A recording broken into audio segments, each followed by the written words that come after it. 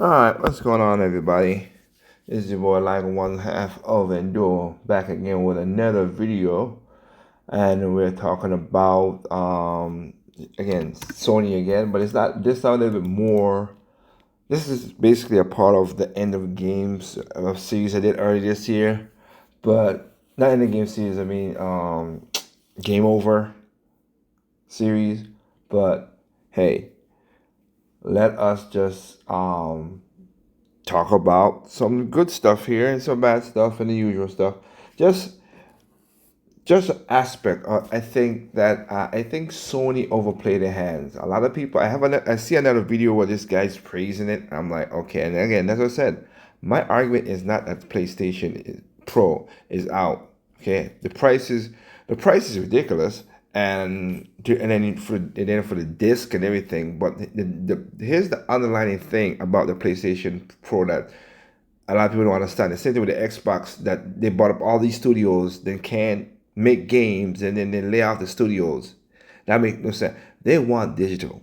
I've said it. That's why they did it in the Game Over series I did earlier this year. Go back and check it out. They want digital, so you don't own your games, you don't own nothing, and you will pay a bunch of money for basically garbage. But and I like looking at different videos of all kind of people. So shout outs to the real life fake wizard, and we're gonna react to his video. I miss the Xbox 360 era so bad. You had the Wii, the 3DS. Nintendo was cooking on interactive handhelds and mobile gaming. Then you had Yep. Xbox 360 battling with the PS3, dropping banger after banger games nearly every other week. There were so many games available that you were buying them and not even getting the chance to take them out of the plastic because you were still in the middle of something else. There were True. massive first party games, but moreover, even the games that weren't first party were outstanding, fun, and fresh. This era saw and created more legacy franchises that thrived than anything we've seen since. Gears of War, God of War 3, Halo 3, ODST, Reach, Crackdown, Fable 2, World at War, Uncharted, Mass Effect, Dragon Age, Bioshock Infamous, Last of Us, Portal, and actually so many more that I just don't have the time to name, but you let me know in the comments what games from this era was your favorite. And that brings us to today. That brings us to now, where we are constantly covering the flops and follies made by stupid-ass studios that make Exactly. awful games for hundreds of millions of dollars that are either shipped buggy and broken, requiring patches galore, or created for our mystical unicorn target market. And like a unicorn, that market they want just doesn't exist. In just the last month, Basically. I've covered Alan Wake 2, hasn't broken even, cost $75 million to make.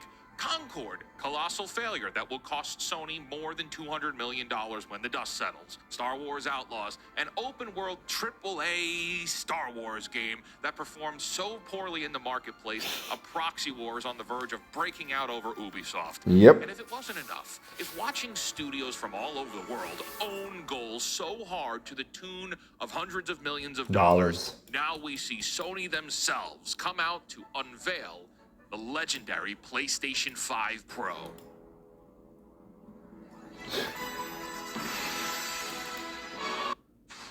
An agent with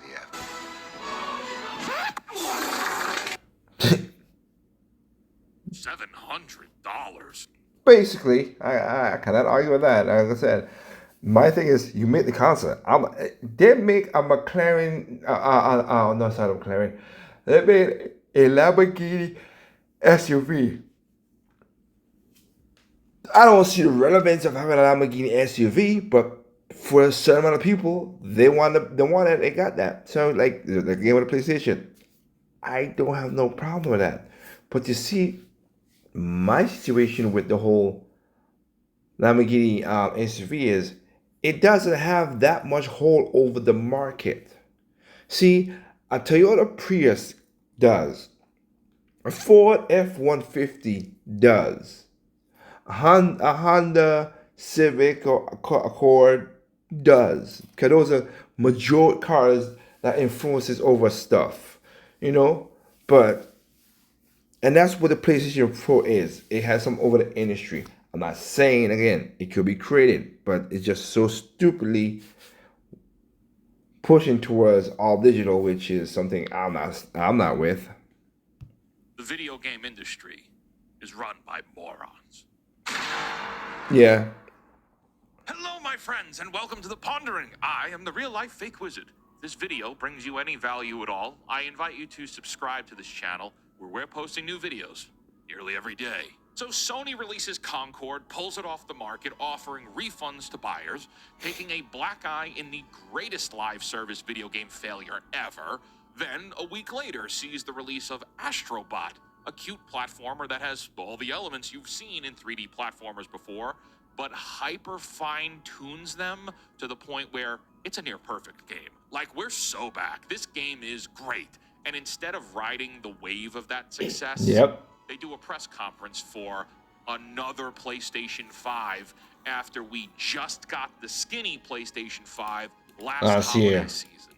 No one asked for this. No one wants this, especially to the tune of $700. Okay, so what do you get in that $700? Well, even Sony doesn't know if it can guarantee the upgrades it's claiming. You don't get a disk drive anymore. You don't even get a vertical stand. You need to buy the disk drive and vertical stand separate. Oh, but the Pro has AI upscaling and ray tracing, and things you get on PC gaming, but at a lower budget. So $700 is better than several thousands to buy a gaming PC, right? Yeah, I guess I could agree with that. Except Sony has already been on record saying that the PlayStation 5 is in the later stage of its life cycle after a bad sales quarter. So how am I supposed to take your offer seriously when you've already said this system is going to be obsolete soon, and I'll have to buy a PlayStation 6. Exactly. In a time where new games are not only still dropping on day one for the PlayStation 4, but also being backtracked to be compatible with the PlayStation 4, what is the reality here? What are we doing? The fact that studios are still publishing on the PlayStation 4 tells me there's not enough available customers who use the PlayStation 5, which indicates that sales on the PlayStation 5 are lower than they'd have liked. Yep. Also, the fact that developing games costs more than ever before, you might as well port games like Jedi Survivor to the PlayStation 4 in order. And again, the funny part about that is, okay, and giving them more power, more this doesn't make the game, making developing games more cheaper, more easier. Game developers, I applaud you. Those in the as the quote unquote AAA market, we don't want hyper-realistic games all the time. Stop following other trends. We need a mid-mark. We need a double A. We need a single A. We need a B team. We need indies. We need all that. That's what we need. That is funny. As I said before in another video, they want diversity of gaming. Oh, let's put a man and a woman and a black and a this and all this bull crap. Diversity of gaming is the strength. We don't need you to copy and paste every single thing again, because Concord is a copy paste of Overwatch. It's like, why?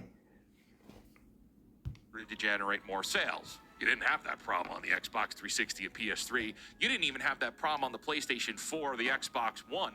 Once studios knew that players had the newer systems, they discontinued publishing on the outdated models. So on top of all that, Sony thinks that the marketplace desires to buy a $700 console. Okay, if you just bought a PlayStation 5 last holiday season, like me, why would you care to buy another one now for even more money? Gaming is not cheap. It has never been. But it's more challenging to buy games and consoles now because the cost of living is so much higher than before. Like, I don't understand. Who is this for? Exactly. If you already have a PlayStation 5, then you're playing a PlayStation 5. Does AI upscaling matter that much? Does it matter $700 worth of upgrading? I'm sure there are a few of you in the comments who will scream at me, yes, it does. But understand, you are a minority in the marketplace. The average person is either in the user base already or not. And a $700 console is not an entry price point for new users. And those who aren't in the user base looking for those ray tracing and special features are going to look at this look at the facts and claims that the PlayStation 5 is ending its life cycle soon, and they're going to go, okay, I'm going to save a few more weeks and I'll just get a gaming PC. You Basically. can get a Costco bundle on Black Friday for $2,000, and that shit will be a rocket ship that lasts forever. And you can upgrade a PC forever. Well, what kind of upgrades does the $700 console get? Oh, the disk drive for $80 that should have been built into the $700. Yeah, they should at least system. did that. That upgrade? And that transitions us into the discussion that Sony. Yeah, this should at least put the disk drive in part of it. But again, I get it. That I will say that's what a misstep was. You should have done that. I understand. For $700, it should have been included. Microsoft are desperate for you to stop buying discs. Yep. Because they want you bought into their subscription services. Correct. And then you get companies like Ubisoft saying customers need to get comfortable not owning their games. Well, believe me. How about trust me, Ubisoft? We don't want to own your shitty games. Even though I've gotten a couple of your games and like it, but we know those games don't sell because one, and I'll admit to this, the gamers them out there who talk that shit and basically mess it up for all the rest of us. Duh. And two, you don't produce good games like that. Just saying. I smells the bullshit. Because again, that Star Wars game is trash, buggy, usual nonsense as usual. Ubisoft. Who would have figured? And Prince of Persia The Last Crown is a really good game. I have not got one in the game breaking bugs, no glitches, but it didn't sell because people you gamers out there want visually stunning and blah blah blah blah blah. It's a typical kind of problem we have in gaming, and that's what I always said it will crash or it will at least have the bubble will pop. It needs to pop. It really does because this is just getting sicklier and sicklier every time. Ubisoft, I'm sure we're all fine not spending $110 on generic Ubisoft 7 The Schlurpo Cometh. Uh-oh, too soon? But no, distributors want you subscribed to their live services because it gives them control and ownership. This is not only a negative to the consumer, but it's anti-art. Did you know that there are games now from previous eras that cost hundreds of dollars, if not more, Yep. because of discontinued licensing? And because those licenses ended, you can no longer find those games. Transformers, Marvel, even Godzilla from the PlayStation 4 costs upwards of $200 to $300, all because licenses ended. Those games no longer have any digital downloads anywhere. So the only way you can access that media now is through the physical editions of the game, which also means when everything goes fully digital, you only have a subscription service because you're not buying games anymore. Once those licenses go away, so does the game forever. Yep. This is certainly a serious topic worth a full video on its own, but Sony certainly plays into the narrative of reducing your access to physical media by stripping the console of a disc drive, only to sell it back to you for $80. Not that it would matter much anyway, because PlayStation 5 has hardly any exclusive games anyway. Look at this list of guaranteed games to get special treatment with the PlayStation 5 Pro. Horizon Forbidden West, and you get better hair and skin in cinematics. Spider-Man 2, you get better detail on trees and procedural cars. On Demon Souls, we see no specific enhancements outlined. How thrilling. I'm all in. What about the other third-party games like Alan Wake 2 or Final Fantasy? Yeah, wonderful. Games that already played wonderfully on the skinny PlayStation 5 from last year look unnoticeably or fractionally different. That's worth $700, and it also triggers the point again. If that's what matters to you, if the ray tracing and this upscaling is what matters, the PC gaming becomes a better option. Ragnarok is coming to PC this month. Final Fantasies are all going to PC. Alan Wake 2 is on PC. Hogwarts is on PC. Horizon is on PC, and that's a first-party title too. I do not see an upside to buying this console, and I think Sony has made a critical error releasing this information now after taking such a massive loss to Concord. But don't worry. I'm sure Xbox and Microsoft will find a fantastic way to squander this opportunity too. Because you want to talk about bad leadership, look no further than Phil Spencer. And that's a shame, because I really like Phil Spencer, the guy. the man. I believe he absolutely means well, and I like the guy personally. Yeah. But I can't stand his business decisions. The Xbox One was terribly managed, and the Xbox Series X is an embarrassment. I bought a Series S on launch day because I was bamboozled by the Bethesda buyout, but all that got me was Starfield, which was, well, boring! Gears of War turned to shit. Fable 4 looks horrendous. Crackdown 3 was embarrassing. Halo isn't nearly what it once was. Avowed is going to be 30 FPS to make sure it doesn't overheat the Xbox Series S. I'm curious to see how Indiana Jones is going to do with sales, but considering even as an Indiana Jones fan, I have zero desire to play this game. I can only imagine how everyone else feels. Oh, and Hellblade 2 is maybe 45 minutes long. And I know before you come into the comments, there are many studios involved on these projects. It's unfair to blanket all the blame on Phil, but let's be real. Yeah. Xbox owns or has a critical say in what happens in the studios that make all those games. Yep. But don't worry, guys, Nintendo is going to come in swinging with the Switch too, right? And we'll get another 15 or more years of the same Mario, Zelda, and of course Pokemon, which specifically won't do a damn thing to make the game run or look any better. Scarlet and Violet may have sold 25 million units, but that game was disgusting to look at and borderline unplayable. But okay, Nintendo, I didn't really like Scarlet and Violet. Can I play the original games on my Switch? No, you can't. Well, why can't I? Screw you, that's why.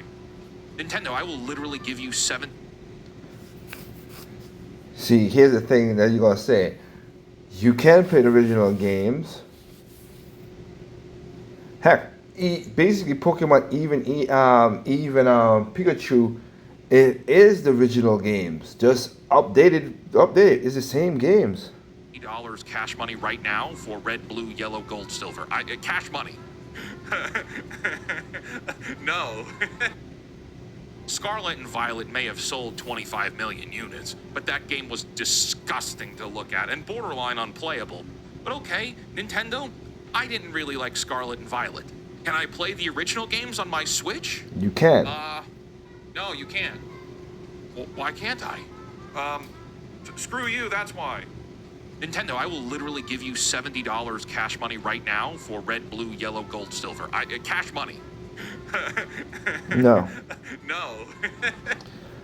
And again, it's kind of weird. You're an older guy. I don't know. There are consoles out there. How about you just buy the retro consoles and then just get the games? You can buy those original games for the thing. Again, my Metroid 2 still works to this day. This is how many? Let me see. Good. 30 years later. 30 years later. And it still works. Holy crap.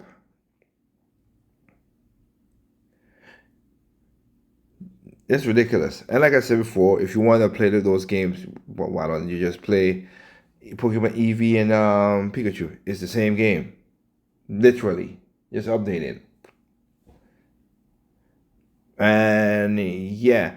You see, you can't complain, Wizard, about keeping physical games and then but then argue about digital games because you have if you kept the physical game, those games were physical. So you should have no problem. You can play that on a Game Boy.